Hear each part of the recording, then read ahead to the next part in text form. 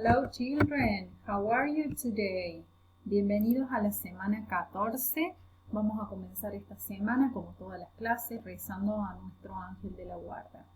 In the name of the Father, of the Son, of the Holy Spirit. Amen. Angel of God, my guardian dear, to whom God's love commits me here, ever this day be at my side, to light up and guard, to rule and guide. Amen. In the name of the Father, of the Son, of the Holy Spirit. Amen. Bien, esta semana vamos a trabajar haciendo una descripción del puppet que ustedes realizaron. En el cuaderno van a escribir esta descripción. This is my puppet. Este es mi muñeco, esta es mi marioneta. It is, y le voy a poner un nombre. It has got, y voy a poner un color y una parte de la cara. Por ejemplo, it has got green eyes. Tiene ojos verdes. Y también voy a poner el color y una parte del cuerpo.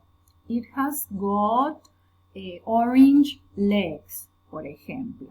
Entonces, le vamos a colocar el nombre, una parte de la cara y una parte del cuerpo. ¿Ok? Acá hay una descripción modelo de mi puppet. This is my puppet. It is Billy. It has got blue eyes. It has got blue and green legs.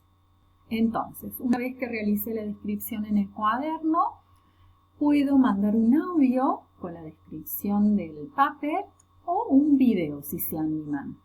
Así que vamos a estar trabajando en esta descripción del muñequito o la marioneta. ¿Ok?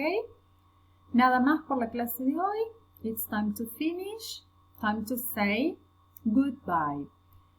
Nos vemos la próxima semana. Bye bye, children.